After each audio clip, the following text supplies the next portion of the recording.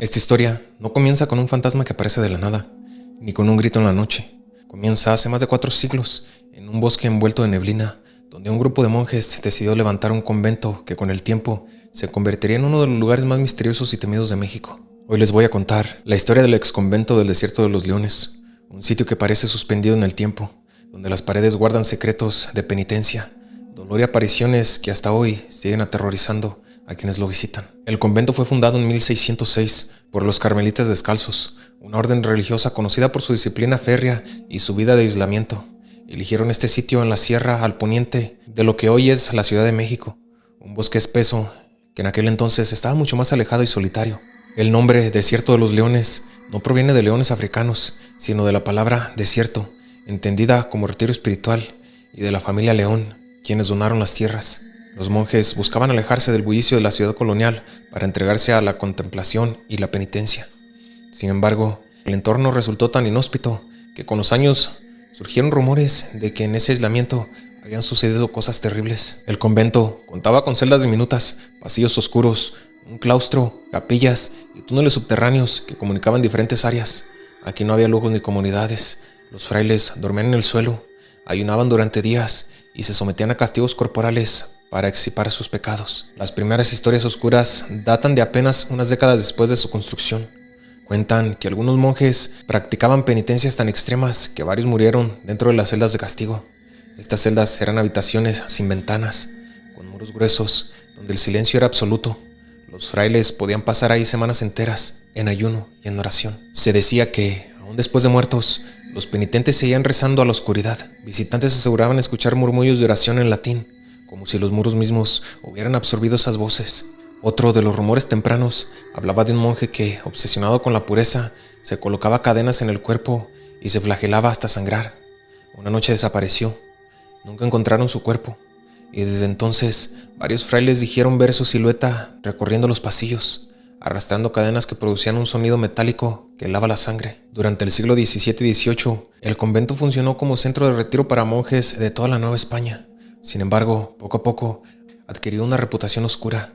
La gente de los pueblos cercanos evitaba acercarse al bosque, pues aseguraban que al caer la noche se escuchaban cantos y procesiones invisibles. En más de una ocasión, viajeros que cruzaban la zona reportaron haber visto monjes caminando en fila por la carretera de terracería, sosteniendo velas que brillaban en medio de la niebla, pero al acercarse, las figuras desaparecían. Los registros de la época mencionan que varios frailes se enfermaron o murieron en circunstancias poco claras dentro del convento.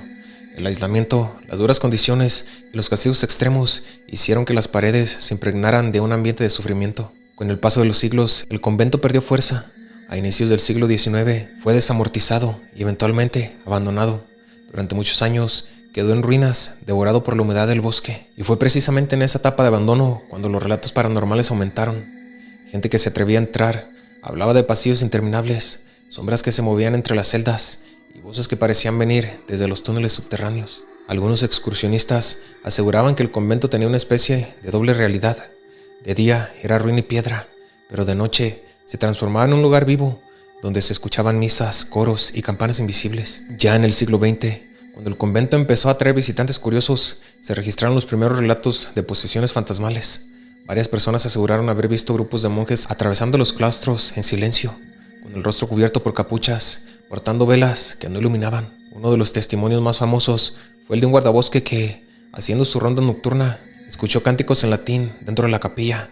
Al entrar, no había nadie, pero en el altar encontró gotas de cera fresca, como si alguien hubiera celebrado una misa minutos antes. También hay relatos de turistas que se internaron en los túneles subterráneos y escucharon rezos a su alrededor, aunque iban completamente solos. Varios aseguran haber sentido que alguien respiraba detrás de ellos, pero al voltear no había nada. Una de las celdas más aterradoras del convento son las celdas de castigo. Son habitaciones mínimas, sin ventanas, con paredes de piedra húmeda.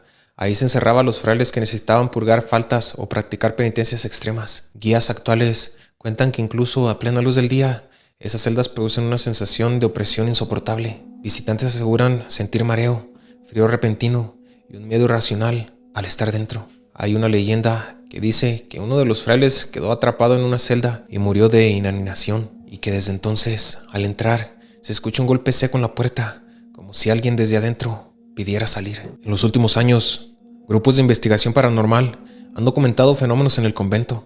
Grabaciones con psicofonías muestran susurros en latín, sonidos de campanas y pasos que se acercan al micrófono sin que nadie estuviera en el lugar. Turistas modernos cuentan que sus celulares dejan de funcionar dentro de los claustros y que al salir recuperan batería y señal como si nada.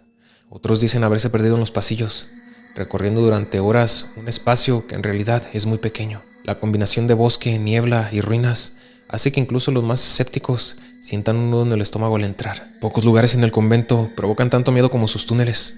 Estos pasadizos fueron construidos para comunicar distintos puntos del complejo y servir como rutas de escape en caso de ataques. Están oscuros, húmedos y el aire es pesado. Exploradores cuentan que en esos túneles el tiempo se distorsiona. Algunos afirman haber caminado durante lo que parecía horas para después descubrir que solo habían pasado unos minutos. Otros aseguran que las paredes mismas respiran como si estuvieran vivas. En 1998, un grupo de jóvenes entró con grabadoras. Lo que captaron fue estremecedor. Rezos en coro, voces de hombres cantando salmos que no estaban presentes. Más de un visitante ha salido de esos túneles con la piel arañada, como si manos invisibles lo hubieran intentado sujetar. El relato más repetido en torno al convento es el de los monjes penitentes, figuras encapuchadas que caminan en silencio por los pasillos, cargando cruces o arrastrando cadenas. Turistas han descrito cómo en medio de la neblina del bosque aparece una fila de frailes con velas encendidas, pero esas velas no iluminan nada, y cuando alguien intenta acercarse, la procesión se desvanece. Un guardia del convento relató que en una ocasión siguió uno de esos monjes creyendo que era un visitante rezagado. El hombre caminaba despacio, con las manos juntas. El guardia le gritó varias veces que se detuviera, pero nunca respondió. Cuando por fin lo alcanzó, el fraile se volteó y su rostro era un cráneo vacío, del que brotaba un aliento helado. Uno de los relatos menos conocidos habla de una misa fantasma que se celebra en la capilla principal. Varias personas, incluso investigadores, aseguran haber escuchado campanas sonar en plena madrugada. Al acercarse, el eco de cánticos y rezos se intensifica, pero al abrir la puerta no hay nadie. Algunos testigos dicen haber visto, aunque solo por segundos, a un grupo de frailes arrodillados frente al altar, con un sacerdote levantando el cáliz. La escena se congela un instante y luego desaparece como humo. Lo perturbador es que, al revisar el altar, después de esas manifestaciones, siempre hay algún rastro físico, una vela recién derretida, olor a incienso o un libro abierto en latín. El convento no está solo, lo rodea un bosque denso que se convierte en un protagonista más de la historia. La neblina que lo cubre al anochecer ha provocado que muchos visitantes se pierdan. En 2015, un grupo de excursionistas reportó haber visto luces en medio del bosque, como lámparas antiguas que los guiaban hacia el convento, pero esas luces los llevaron en círculos durante horas, hasta que uno cayó en un barranco. Cuando lograron pedir ayuda, los rescatistas no encontraron ninguna lámpara ni rastro de fuego.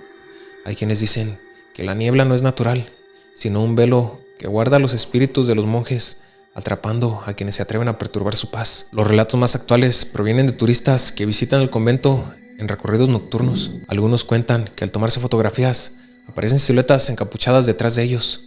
Otros dicen que escuchan claramente una respiración en su oído al estar en las celdas. En 2020, un grupo de jóvenes transmitía en vivo por redes sociales desde el claustro. De repente, todos escucharon un golpe fuerte de una puerta.